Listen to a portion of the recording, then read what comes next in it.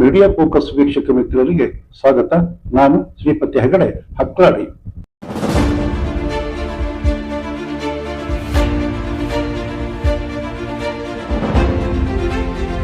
ಬಿಡಬಾರದ ಜಾಗಕ್ಕೆ ಚೇಳು ಬಿಟ್ಕೊಂಡ ಪಾಕಿಸ್ತಾನ ಮಾಡಿಕೊಂಡ ಆ ಎಡವಟ್ಟು, ಚೇಳು ಬಿಟ್ಕೊಂಡ ಜಾಗ ತೋರ್ಸಕ್ಕೂ ಬರೋದಿಲ್ಲ, ಕಡಿತ ತಡ್ಕೊಳ್ಳೋದಕ್ಕೂ ಆಗ್ತಾ ಇಲ್ಲ. ಮಾಡಬಾರ್ದು ಮಾಡಿದ್ರೆ ಆಗಬಾರ್ದೇ ಆಗುತ್ತೆ ಅಂತಾರಲ್ಲ, ಹಾಗೆ ಕಾಬೂಲ್ ಮೇಲೆ ಪಾಕ್ ಏರ್ ಸ್ಟ್ರೈಕ್ ಮಾಡಿತು. ತಾಲಿಬಾನ್ ಕೊಟ್ಟ ಗುನ್ನಕ್ಕೆ ಪಾಕ್ ಯುದ್ಧ ವಿಮಾನ ಉಡಿಸು ಪಾಕ್ ಸೈನಿಕರ ಬಾಡಿ ಗಾಳಿಯಲ್ಲಿ ಹಾರಿ ಹೋಯಿತು. ಪಾಕಿಸ್ತಾನ ಗಡಿ ಯುದ್ಧಕ್ಕೂ ತನ್ನ ಟ್ಯಾಂಕರ್ ತಂದು ನಿಲ್ಲಿಸ್ತಾ ಇದೆ. ತಾಲಿಬಾನಿಗಳ ರಣೋತ್ಸಾಹ ನೋಡಿದರೆ ಪಾಕ್ ಅಫ್ಘಾನ್ ಯುದ್ಧ ಫಿಕ್ಸ. ಸದ್ಯದ ಪರಿಸ್ಥಿತಿ ನೋಡ್ತಾ ಹೋದರೆ ದಾಳಿ ಪ್ರತಿ ದಾಳಿ ನಿಲ್ಲ ಲಕ್ಷಣ ಕಾಣ್ತಾ ಇಲ್ಲ.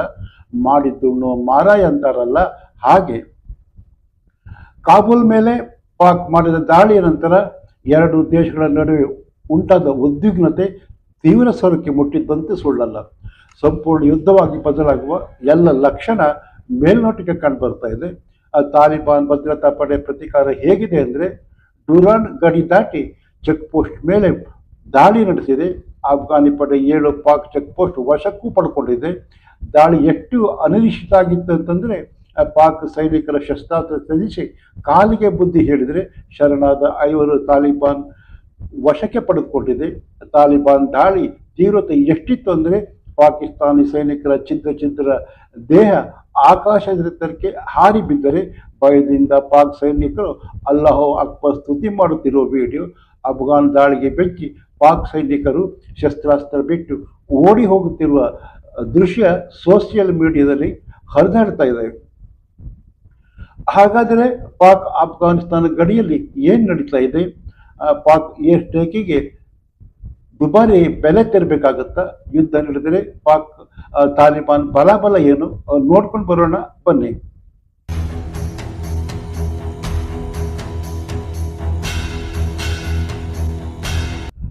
ಸ್ನೇಹಿತರೆ, ನಿಮಗೆ ರಷ್ಯಾ ಉಕ್ರೇನ್ ಯುದ್ಧ ಗೊತ್ತು. ರಷ್ಯಾ ಉಕ್ರೇನ್ ಯುದ್ಧ ಆರಂಭದಲ್ಲಿ ಅಂದ್ಕೊಂಡಿದ್ದೆ ಒಂದು, ಆದರೆ ಈಗ ಆಗ್ತಾ ಇರೋದು ಬೇರೆ. ಎಲ್ಲರೂ ಅಂದ್ಕೊಂಡಿದ್ರು ದೈತ್ಯ ರಷ್ಯಾ ವಿರುದ್ಧ ಉಕ್ರೇನ್ ಬದುಕೋದು ಉಂಟ ಅಂತ. ಹಬ್ಬ ಅಂದರೆ 1-2 ವಾರಕ್ಕೆ ಯುದ್ಧ ಫಿನಿಶ್ ಆಗುತ್ತೆ ಅಂದ್ಕೊಂಡ್ರೆ ಇವತ್ತಿಗೂ ಯುದ್ಧ ನಿಂತಿಲ್ಲ. ಉಕ್ರೇನ್ ಇನ್ನೂ ಯುದ್ಧ ಮಾಡ್ತಾ ಇದೆ ಅಂದರೆ ಅದರ ಸೀಕ್ರೆಟ್ ನಿಮಗೆ ಗೊತ್ತಿಲ್ಲ ಅಂತಲ್ಲ. ಇಸ್ರೇಲ್ ಪ್ಯಾಲೆಸ್ತೈನ್ ಯುದ್ಧಕ್ಕೆ ನಿನ್ನೆ ಮೊನ್ನೆಯಷ್ಟೇ ಶಾಂತಿ ಮುದ್ರೆ ಬಿತ್ತು. ಕಾಲು ಕೆಳೆದು ಕೆಣಕೋದು ಸುಲಭದಲ್ಲಿ ಹೊಸಕಾಗ್ತೀವಂತ ಮಾತನಾಡೋದು ಸುಲಭ. ಆದರೆ ಯುದ್ಧಕ್ಕೆ ಇಳಿದ ಮೇಲೆ ಅದರ ಆಳಾಗಲ್ಲ ಗೊತ್ತಾಗೋದಲ್ವ. ನಂತರ ಏನೆಲ್ಲ ಬೆಳವಣಿಗೆ ಆಗುತ್ತೆ ಅನ್ನೋದು ಊಹಿಸೋದು ಕಷ್ಟ. ಇಸ್ರೇಲ್ ಮೇಲೆ ಹಾಮಸ್ ಅಟ್ಯಾಕ್ ಮಾಡ್ತು, ಇಸ್ರೇಲ್ ಮುರ್ಕೊಂಡು ಬಿತ್ತು, ಯುದ್ಧ ಕೊನೆಗೆ ಕಾಲು ಬುಡಕು ಬಂತು. ಇನ್ನು ತನಗಿಂತ ಸ್ವಲ್ಪ ಸ್ಟ್ರಾಂಗ್ ಆಗಿದ್ದರೆ ಯಾವ ದೇಶವೂ ಯುದ್ಧಕ್ಕೆ ಇಳಿಯೋ ಮನಸ್ಸು ಮಾಡಲ್ಲ. ಅದಕ್ಕೆ ಹಾಮಾಸ್ ಹಾಗೆ ಬಂಡ ಧೈರ್ಯ ಇರಬೇಕು. ಇನ್ನು ಪಾಕಿಗೆ ಯುದ್ಧ ಮಾಡದೆ ಗೆಲ್ಲೋದು ಹೇಗೆ ಅಂತ ಹೇಳೋದು ಗೊತ್ತು. ಅದೇ ಭಾರತ ಆಪರೇಷನ್ ಸಿಂಧೂರ್ ಮಾಡಿ ಗೆದ್ದರು, ಪಾಕಿಸ್ತಾನ ಗೆದ್ದಿದ್ದು ನಾನೇ ಅಂತ ವಿಜಯೋತ್ಸವ ಆಚರಿಸಲಿಲ್ವಾ? ಇನ್ನು ಏಷ್ಯಾ ಕಪ್ ಫೈನಲ್ ಪಂದ್ಯದಲ್ಲಿ ಪಾಕ್ ಸೋತು ಹೋಗಿದ್ದು ವಿಶ್ವಕ್ಕೆ ಗೊತ್ತಾದರೂ ಪಾಕಿಸ್ತಾನಕ್ಕೆ ಗೊತ್ತಾಗಲಿಲ್ಲ. ಗೆದ್ದಿರೋದು ನಾವೇ ಅಂತ ಸಚಿವ ನಖ್ವಿ ಟ್ರೋಫಿ ಎತ್ತಿಕೊಂಡು ಓಡಿ ಹೋದ. ಹಾಗೆ ಬಲಾಢ್ಯರ ಮೇಲೆ ದಾಳಿ ಮಾಡೋದಕ್ಕೆ ಎದೆಗಾರಿಕೆ ಇಲ್ಲದ ಪಾಕು ಕಾಬೂಲ್ ಮೇಲೆ ಏರ್ ಸ್ಟ್ರೈಕ್ ಮಾಡ್ತು. ಅಲ್ಲಿ ನಮಗೆ ಬೇಕಾಗಿದ್ದ ಮೋಸ್ಟ್ ವಾಂಟೆಡ್ ಉಗ್ರ ಇದ್ದ, ಅವನ ಹೊಡಿಬೇಕಿತ್ತು, ಏರ್ ಸ್ಟ್ರೈಕ್ ಮಾಡಿದ್ವಿ ಅಂತೂ. ಅದರಲ್ಲಾದರೂ ಸ್ವಂತಿಕೆ ಇತ್ತ ಅಂದರೆ ಅದು ಡೂಪ್ಲಿಕೇಟು. ಭಾರತ ಆಪರೇಷನ್ ಸಿಂಧೂರ್ ಅನುಕರಣೆ. ಭಾರತ ಏರ್ ಸ್ಟ್ರೈಕ್ ಮಾಡಿದರೆ ಪರ್ಫೆಕ್ಟ್ ಗುರಿ. 100 ಭಯೋತ್ಪಾದಕರು, ಅವರ ಟ್ರೈನಿಂಗ್ ಕ್ಯಾಂಪು, ಮರ್ಕಸ್ಸು, ಉಡಿಸು, 11 ಏರ್ ಬೇಸು ಹುಡಿಪುಡಿ. ಪಾಕ್ ದಾಳಿ ಮಾಡಿದ್ದು ರಾತ್ರಿಯೇ, ಆಪರೇಷನ್ ಸಿಂಧೂರ್ ನಡೆದಿದ್ದು ಕೂಡ ರಾತ್ರಿ. ಪಾಕ್ ಏರ್ ಸ್ಟ್ರೈಕ್ ಮಾಡಿ ಉಗ್ರನ ಹೊಡೆದು ಹಾಕಿದ್ವಿ ಅಂತ ತಿರುಗಿ ಬಂದು ಮೀಸೆ ತಿರುವಿದರೆ, ಅಯ್ಯೋ ಗುಲಾಮ್ರ, ನಾನಿನ್ನು ಬದುಕಿದ್ದೀನೋ, ಅದು ಪಾಕಿಸ್ತಾನದಲ್ಲೇ ಇದ್ದೀನಿ ಅಂತ ಸತ್ತ ಉಗ್ರ ವಿಡಿಯೋ ಬಿಟ್ಟ ಪಾಕಿಸ್ತಾನದ ಬಣ್ಣ ಬಯಲು. ಇನ್ನು ಪಾಕಿಸ್ತಾನ ಹಾಕಿದ ಬಾಂಬು ಕೊಂದಿದ್ದು ಉಗ್ರರನ್ನಲ್ಲ, ಅಫ್ಘಾನಿ ನಾಗರಿಕರ ಜೀವ ತೆತ್ತವರು, ಹೆಂಗಸರು, ಮಕ್ಕಳು, ಮರಿಗಳು.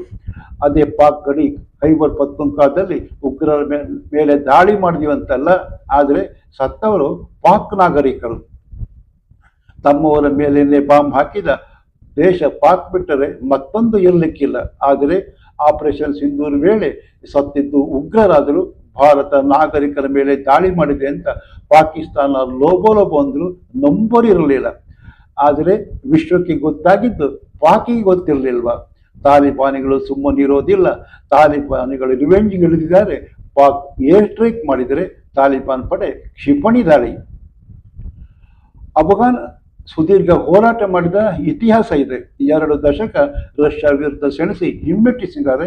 ನೋಡೋದಕ್ಕೆ ಪಾಕಿಸ್ತಾನಿ ಸೈನ್ಯಕ್ಕಿಂತ ತಾಲಿಬಾನಿ ವೀಕ್ ಆಗಿ ಕಂಡ್ರು. ತಾಲಿಬಾನಿಗಳಿಗೆ ಸಾವಿನ ಹೆದರಿಕೆ ಇಲ್ಲ. ಒಂದು ಅಂದಾಜಿನ ಪ್ರಕಾರ 1.5 ಲಕ್ಷ ತಾಲಿಬಾನಿ ಸೈನಿಕರಿದ್ದಾರೆ. ಅವರಿಗೆ ಅಮೆರಿಕ ತರಬೇತಿ ನೀಡಿದೆ. ಅಫ್ಘಾನ್ ವಶಪಡಿಸಿಕೊಂಡ ನಂತರ ಅವರು ತಾಲಿಬಾನಿ ಅಂಡರ್ ಬಂದರು. ಇನ್ನು ಅಮೆರಿಕ ಬಿಟ್ಟು ಹೋದ ಶಸ್ತ್ರಾಸ್ತ್ರ ಬೇರೆ ಇದೆ. ಇವರೆಲ್ಲ ಯುದ್ಧ ಮಾಡಿಯೇ ಮಾಡ್ತಾರೆ. ಒಂದು ಕಡೆ ತಾಲಿಬಾನಿ ರಿವೆಂಜು, ಮತ್ತೊಂದು ಕಡೆ ಪಾಕ್ ಒಳಗೆ ಹತ್ತಿಕೊಂಡ ಬೆಂಕಿ. ಖೈಬರ್ ಪಖ್ತೂನ್ಖಾ, ಬಲೂಚ್, POK ಮುರ್ಕೊಂಡು ಬೀಳುವ ಸಂದಿಗ್ಧ ಪರಿಸ್ಥಿತಿಯಿಂದ ಪಾಕ್ ಪಾರಾಗುತ್ತಾ ಗೊತ್ತಾಗಲ್ಲ ಕಣ್ರಿ. ಇತ್ತೀಚೆಗೆ ಸೌದಿ ಜೊತೆ ಪಾಕ್ ಒಪ್ಪಂದ ಮಾಡ್ಕೊಂತಲ್ಲ, ಸೌದಿ ಸಹಾಯಕ್ಕೆ ಬರುತ್ತೆ ಅನ್ನೋ ನಂಬಿಕೆ ಕಾಬೂಲ್ ಮೇಲೆ ದಾಳಿ ಮಾಡೋ ಧೈರ್ಯ ಮಾಡ್ತಾ ಪಾಕಿಸ್ತಾನ. ಆದರೆ ಸೌದಿ 2 ಕಡೆಯವರು ಕೂತು ಮಾತುಕತೆ ಮಾಡಿ ಸಮಸ್ಯೆ ಬಗೆಹರಿಸಿಕೊಳ್ಳಿ ಅಂತ ಉಪದೇಶ ಮಾಡಿ ಕೈ ತೊಳ್ಕೊಳ್ತು. ಯಾವ ಮುಸ್ಲಿಂ ರಾಷ್ಟ್ರವು ಪಾಕ್ ಪರ ಮಾತಾಡಿಲ್ಲ.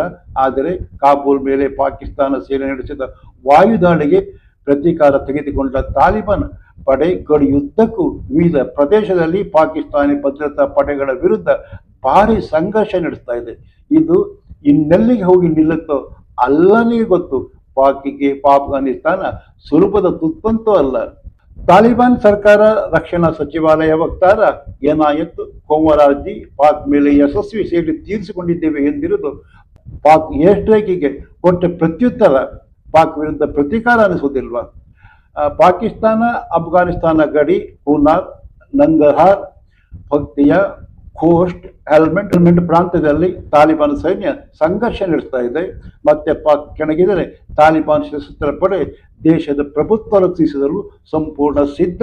ಕೆಣಗಿದರೆ ತಕ್ಕ ಪ್ರತಿಕ್ರಿಯೆ ನೀಡುತ್ತೇವೆ ಎಂದಿದ್ದಾರೆ. ಇದು ಸಂಘರ್ಷ ಸುದೀರ್ಘಕ್ಕೆ ದಾರಿ ಮಾಡಿಕೊಡುತ್ತಾ. ಎಲ್ಲಾದರೂ ಮುಂದುವರೆದರೆ ಇದೇ ಸಂದರ್ಭ ಬಳಸಿಕೊಂಡು ಬಲೂಚ್, ಖೈಬರ್ ಪಖ್ತೂನ್ಖಾ ಎಂಟ್ರಿ ಕೊಡುತ್ತಾ. ಮೊದಲೇ ಆಂತರಿಕ ಸಂಘರ್ಷದಿಂದ ಜರ್ಜರಿತ ಪಾಕ್ ಸಂಕಷ್ಟ ತಪ್ಪಿದ್ದಲ್ಲ. ಮಾಡಬಾರ್ದು ಮಾಡಿದರೆ ಆಗಬಾರ್ದು ಆಗುತ್ತೆ. ಅಫ್ಘಾನಿಸ್ತಾನದಲ್ಲಿ ಯುದ್ಧ ತರಬೇತಿ ಪಡೆದ ತಾಲಿಬಾನ್ ಸಿದ್ಧಾಂತ ಹಂಚಿಕೊಳ್ಳುವುದಕ್ಕಾಗಿ TTP 2021ರಲ್ಲಿ ತನ್ನ 100 ಸೈನಿಕರನ್ನು ಕೊಂದಿದೆ ಎಂದು ಇಸ್ಲಾಮಾಬಾದ್ ಆರೋಪ ಮಾಡುತ್ತೆ. ಆದರೆ ಪಾಕಿಸ್ತಾನ ತಾಲಿಬಾನ್ ಪಡೆಗಳು ಶಸ್ತ್ರಾಸ್ತ್ರ ಬಳಸಿತು. ನಾವು ಮೊದಲು ಗಡಿಯುದ್ದಕ್ಕೂ 4 ಹಂತಗಳಲ್ಲಿ ಲಘು ಮತ್ತು ನಂತರ ಭಾರಿ ಪಿರಂಗಿ ಹಾರಿಸಿದ್ವಿ ಎಂದು ಖೈಬರ್ ಪಖ್ತೂನ್ಖಾ ಪ್ರಾಂತದ ಹಿರಿಯ ಅಧಿಕಾರಿ ಹೇಳಿದ್ದಾರೆ.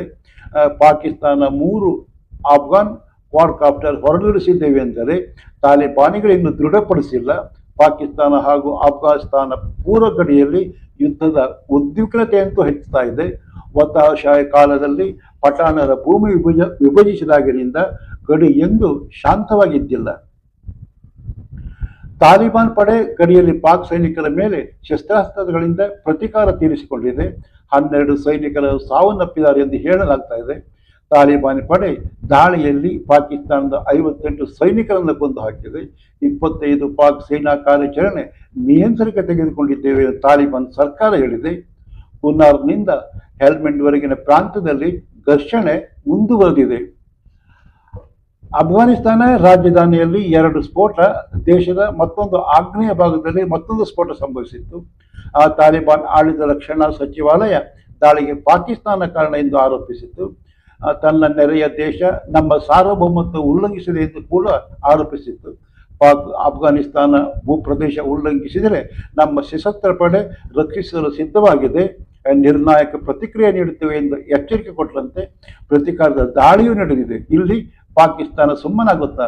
ಮತ್ತೆಲ್ಲಾದರೂ ಪಾಕ್ ಅಟ್ಯಾಕ್ ಮಾಡಿದರೆ ಮತ್ತೊಂದು ಯುದ್ಧ ನಡೆಯುವ ಎಲ್ಲ ಸಾಧ್ಯತೆ ತಳ್ಳಿ ಹಾಕುವಂತೆಯೂ ಇಲ್ಲ.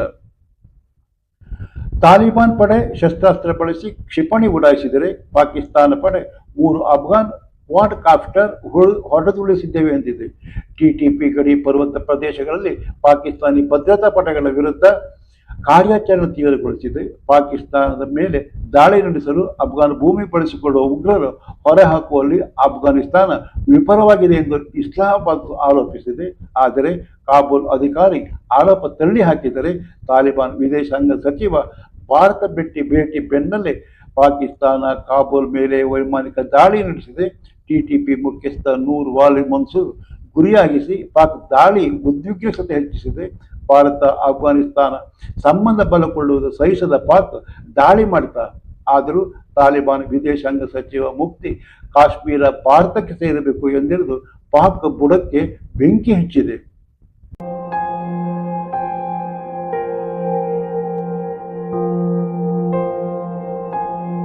ಇನ್ನು ಖೈಬರ್ ಪಖ್ತೂನ್ಖ್ವಾ ಪೊಲೀಸ್ ತರಬೇತಿ ಕೇಂದ್ರದ ಮೇಲೆ ಉಗ್ರರು ನಡೆಸಿದ ದಾಳಿಯಲ್ಲಿ 7 ಪೊಲೀಸ್ ಅಧಿಕಾರಿಗಳು ಸಾವನ್ನಪ್ಪಿದ್ದಾರೆ. ದಾಳಿಯಲ್ಲಿ 6 ಉಗ್ರರು ಹತ ಆಗಿದ್ದಾರೆ. ಅಫ್ಘಾನ್ ಮತ್ತು ಪಾಕಿಸ್ತಾನ ಸೈನಿಕರ ನಡುವಿನ ಪ್ರಮುಖ ಗಡಿ ಘರ್ಷಣೆಯಲ್ಲಿ 12 ಪಾಕಿಸ್ತಾನಿ ಸೈನಿಕರು ಸಾವನ್ನಪ್ಪಿದ್ದಾರೆ. ಡುರಾಂಡ್ ಲೈನ್ ಬಾರ್ಡರ್ನಲ್ಲಿ ಘರ್ಷಣೆ ತೀವ್ರತೆ ಪಡ್ಕೊಂಡಿದೆ. ಅಫ್ಘಾನಿಸ್ತಾನ ಪಾಕಿಸ್ತಾನ ಮಿಲಿಟರಿ ನಡೆಸಿದ ದಾಳಿಗೆ ಅಫ್ಘಾನ್ ಪಡೆಗಳು ನೀಡಿದ ಪ್ರತಿಕ್ರಿಯೆ ಹಿಂಸಾತ್ಮಕ ಹಾಡಿ ಹಿಡಿದಿದೆ. ಕುನಾರ್ ಮತ್ತು ಹೆಲ್ಮೆಟ್ ಪ್ರಾಂತ್ಯ ಡುರಾಂಡ್ ರೇಖೆ ಮತ್ತು ಪಾಕಿಸ್ತಾನ ಸೇನೆಯಿಂದ ಹಲವಾರು ಹೋರಾಟನೆ ತಾಲಿಬಾನ್ ವಶಪಡಿಸಿಕೊಂಡಿದೆ ಎನ್ನಲಾಗಿದೆ. ಪಾಕ್ ಏರ್ಸ್ಟ್ರೈಕ್ಗೆ ಕಾರಣನಾದ ನೂರ್ ವಾಲಿ ಮಹೂದ್ ಟಿಟಿಪಿ ಮೇಲ್ವಿಚಾರಕ. ಮೆಹೂದ್ ಪಾಕಿಸ್ತಾನ ಮತ್ತು ಅಫ್ಘಾನಿಸ್ತಾನ ನಡುವೆ ವಾಸಿಸುತ್ತಿದ್ದ ಪಾಕಿಸ್ತಾನಿ ಪೌರತ್ವ ಹೊಂದಿದ್ದ. 2021ರಲ್ಲಿ ಅಫ್ಘಾನಿಸ್ತಾನದಲ್ಲಿ ತಾಲಿಬಾನ್ ಅಧಿಕಾರಕ್ಕೆ ಬಂದಾಗಿನಿಂದ ಟಿಟಿಪಿ ಪಾಕಿಸ್ತಾನಿ ಭದ್ರತಾ ಪಡೆಗಳ ವಿರುದ್ಧ ಗೊರಿಲ್ಲಾ ಯುದ್ಧ ನಡೆಸ್ತಾ ಇದೆ. ಕಳೆದ 12 ವರ್ಷಗಳಲ್ಲಿ ಟಿಟಿಪಿ ಪಾಕಿಸ್ತಾನಕ್ಕೆ ನುಂಗಲಾದ ತುತ್ತು. ಟಿಟಿಪಿ ಹೋರಾಟಗಾರರು ಅಫ್ಘಾನಿಸ್ತಾನ ಗಡಿ ಯುದ್ಧಕ್ಕೂ ತರಬೇತಿ ಪಡೆದ ಪಾಕಿಸ್ತಾನಕ್ಕೆ ಬಂದು ದಾಳಿ ನಡೆಸಿದ್ದಾರೆ ಅನ್ನೋದು ಪಾಕ್ ಆರೋಪ. ಆದರೆ ತಾಲಿಬಾನ್ ಟಿಟಿಪಿ ಬೆಂಬಲಿಸುವುದಿಲ್ಲ ಹೇಳುತ್ತೆ. 2015ರಿಂದ ಪಾಕ್ನಲ್ಲಿ ಭಯೋತ್ಪಾದಕ ದಾಳಿ ಗರಿಷ್ಠ ಮಟ್ಟದಲ್ಲಿತ್ತು. ಎಷ್ಟು ಅಂದರೆ ಈ ದಾಳಿ ಇದೆಯಲ್ಲ, ಇದು ಭಯೋತ್ಪಾದನೆಯಿಂದ ಪ್ರಭಾವಿತ ದೇಶಗಳ ಪಟ್ಟಿಯಲ್ಲಿ ಪಾಕಿಸ್ತಾನ 2ನೇ ಸ್ಥಾನಕ್ಕೆ ಏರಿಸಿತ್ತು. ಅಮೆರಿಕ ಆಫ್ಘಾನಿಸ್ತಾನ ಆಕ್ರಮಿಸಿದಾಗ ಅನೇಕ ಹೋರಾಟಗಾರರು ಪಾಕಿಸ್ತಾನದ ಬುಡಕಟ್ಟು ಪ್ರದೇಶಗಳಲ್ಲಿ ಅಡಗಿಕೊಂಡರೆ ಪಾಕಿಸ್ತಾನ ಅಮೆರಿಕ ಬೆಂಬಲಿಸಿತು. ಇದರಿಂದ ಕೋಪಗೊಂಡ ಬೆಳ್ತುಲ್ಲಾ ಮೆಸೂದ್ 2007ರಲ್ಲಿ 13 ದಂಗೆಕೋರರ ಗುಂಪು ಒಟ್ಟುಗೂಡಿಸಿ ತಾಲಿಬಾನ್ ಪಾಕಿಸ್ತಾನ್ ಟಿಟಿಪಿ ರಚಿಸಿದ. ಟಿಟಿಪಿ ಬುಡಕಟ್ಟು ಪ್ರದೇಶಗಳಲ್ಲಿ ಶರಿಯಾ ಕಾನೂನು ಜಾರಿಗೊಳಿಸಿತು. ಅಫ್ಘಾನಿಸ್ತಾನದಲ್ಲಿ ಪಾಕಿಸ್ತಾನಿ ಭದ್ರತಾ ಪಡೆ ಮತ್ತು ವಿದೇಶಿ ಪಡೆಗಳ ಮೇಲೆ ದಾಳಿ ನಡೆಸಿತು. ಟಿಟಿಪಿ ವಿಶ್ವವಿದ್ಯಾಲಯ, ಧಾರ್ಮಿಕ ಮುಖಂಡರು ಮತ್ತು ನಾಗರಿಕರನ್ನು ಗುರಿಯಾಗಿಸಿ ದಾಳಿ ಮಾಡ್ತಾ ಇತ್ತು. ಪಾಕಿಸ್ತಾನದ ಪ್ರಮುಖ ನಗರಗಳ ಮೇಲೂ ಸಹಿತ ದಾಳಿ ಮಾಡಿಸಿತ್ತು. ಪಾಕಿಸ್ತಾನ ಮಿಲಿಟರಿ ಮತ್ತು US ಡ್ರೋನ್ ದಾಳಿಗಳ ಹೊರತಾಗಿ ಪಾಕಿಸ್ತಾನ ತಾಲಿಬಾನ್ ಟಿಟಿಪಿ ಅನ್ನು ಸಂಪೂರ್ಣ ನಿರ್ಮೂಲನೆ ಮಾಡಲಾಗಲಿಲ್ಲ. ಆದರೂ 2018ರಲ್ಲಿ ಪಾಕಿಸ್ತಾನ ಟಿಟಿಪಿ ನಿರ್ಮೂಲನೆ ಮಾಡಿದೆ. ಅಂದರೆ ನಂತರದ ಘಟನೆ ಪಾಕ್ ನಿರ್ಮೂಲನೆ ಮಾಡಿದ್ದು ಬೋಗಸ್ ಅಂತ ಜಗಜ್ಜಾಹೀರಾಯಿತು. ಇದೆಲ್ಲ ನೋಡಿದ್ರೆ ಭಸ್ಮಾಸುರನ ಕಥೆ ನೆನಪಾಗುತ್ತೆ ಕಣ್ರಿ. ನಿತ್ಯಾನ್ನಕ್ಕೆ ವಿಭೂತಿ ಪೂರೈಕೆ ಪಾರ್ವತಿ ಮಾಡ್ತಿದ್ದರೆ ನಿಷ್ಠೆಯ ಕಾಯಕದಲ್ಲಿ ಒಮ್ಮೆ ಅಪ್ರಚಾರ ಆಗುತ್ತೆ. ಭಸ್ಮ ಧರಿಸಲು ಹೊರಟ ಈಶ್ವರನಿಗೆ ಭಸ್ಮ ನೈರ ಮೇಲೆ ಆಗಿರೋದು ಗೊತ್ತಾಗುತ್ತೆ. ಸಿಟ್ಟಿಗೆದ್ದ ಈಶ್ವರ ಭಸ್ಮ ಚೆಲ್ಲಿದ. ಅಷ್ಟೇ ಹುಟ್ಟಿ ಬಂದವನೇ ಭಸ್ಮಾಸುರ. ಶಿವ ಪಾರ್ವತಿಯ ಭಸ್ಮದಿಂದ ಹುಟ್ಟಿದವನಿಗೆ ಭಸ್ಮಾಸುರ ಹೆಸರಿಟ್ಟು ತಮ್ಮನ್ನು ತಾವೇ ಅಪ್ಪ ಅಮ್ಮ ಪರಿಚಯಿಸಬೇಕಾಯಿತು. ತನ್ನಿಗೆ ಭಸ್ಮ ತಂದುಕೊಡೋ ಕೆಲಸ ಭಸ್ಮಾಸುರನಿಗೆ. ದಿನ ಭಸ್ಮ ತಂದು ಕೊಡ್ತಿದ್ದ ಭಸ್ಮಾಸುರ ಒಮ್ಮೆ ಈತನಿಗೆ ಭಸ್ಮ ತರೋದಕ್ಕಾಗೋದಿಲ್ಲ.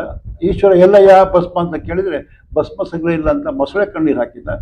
ಭಸ್ಮ ತರೋದಕ್ಕೆ ಸಮಸ್ಯೆ ಆಗ್ತಿದೆ, ವರ ಕೊಡಬೇಕು ಅಂತ ಕೇಳಿದ. ಅವನು ಹೇಳಿ ಕೇಳಿ ಬೋಳಿ ಶಂಕರ ಏನು ವರ ಬೇಕು ಅಂತ ಉರಿ ಹಸ್ತ ಕೊಡು ಅಂತ ಕೇಳಿದ. ಈಶ್ವರ ತಥಾಸ್ತು ಎಂದ. ಆಮೇಲೆ ಶುರುವಾಯ್ತು ನೋಡಿ ಭಸ್ಮಾಸುರನ ಅಬ್ಬರ. ಸಿಕ್ಕವರ ತಲೆ ಮೇಲೆ ಕೈ ಇಟ್ಟ. ಅವರು ಭಸ್ಮ ತಂದು ಅಪ್ಪನಿಗೆ ಕೊಟ್ಟ. ಅಷ್ಟರಲ್ಲಿ ಭಸ್ಮಾಸುರ ಸಾಕಷ್ಟು ಕುಖ್ಯಾತನೂ ಆದ. ಹೀಗೆ ದಿನ ಕಳೀತಾ ಇತ್ತು. ಕೊನೆಗೆ ತಾಯಿಯನ್ನೇ ಕೇಳಿದ. ಕೊಟ್ಟ ವರ ಅವನಿಗೆ ತಿರುಮಂತರಾಯಿತು. ನಂತರ ವಿಷ್ಣು ಮೋಹಿನಿ ರೂಪ, ನಾಟ್ಯ, ಕೊನೆಗೆ ಮೋಹಿನಿ ತಲೆ ಮೇಲೆ ಕೈ ಹೋಗುವಂತೆ ಮಾಡಿ ಅವನ ಉರಿ ಹಸ್ತದಂತೆ ಸಾಯುವಂತೆ ಮಾಡಿತು ಕತೆ. ಪಾಕಿಸ್ತಾನ ಉಗ್ರ ಭಸ್ಮಾಸುರರ ಪಿತಾಮಹ ಅದು ಮೊದಲು ಪಾಕ್ ಹೇಳಿದಂತೆ ಕೇಳ್ತು. ಆಮೇಲೆ ಯಾರು ಹುಟ್ಟಿಗೆ ಕಾರಣವಾಗಿದ್ರು ಅವರ ತಲೆ ಮೇಲೆ ಕೈ ಇಡೋದಕ್ಕೆ ಮುಂದಾಗಿದೆ. ಹಾಗೆ ಭಯೋತ್ಪಾದಕರು ಆ ಭಸ್ಮಾಸುರನ್ನು ಹಾಗೆ ಉರಿ ಹಸ್ತ ಆ ತಲೆ ಮೇಲೆ ಇಟ್ಟುಕೊಂಡು ಸುಟ್ಟು ಹೋಗುತ್ತಾರೆ. ನಿಮ್ಮ ಅಭಿಪ್ರಾಯ ಕಾಮೆಂಟ್ ಮಾಡಿ. ವಿಡಿಯೋ ಇಷ್ಟವಾದರೆ ಮೀಡಿಯಾ ಫೋಕಸ್ ಚಾನಲ್ ಸಬ್ಸ್ಕ್ರೈಬ್ ಮಾಡಿ, ಲೈಕ್ ಹಾಗೂ ಶೇರ್ ಮಾಡೋದು ಮರಿಬೇಡಿ. ಮತ್ತೊಂದು ಹೊಸ ವಿಷಯದೊಟ್ಟಿಗೆ ನಿಮ್ಮ ಮುಂದೆ ಬರ್ತೇನೆ. ಅಲ್ಲಿ ತನಕ ನಮಸ್ಕಾರ. ಜೈ ಕರ್ನಾಟಕ, ಜೈ ಹಿಂದ್.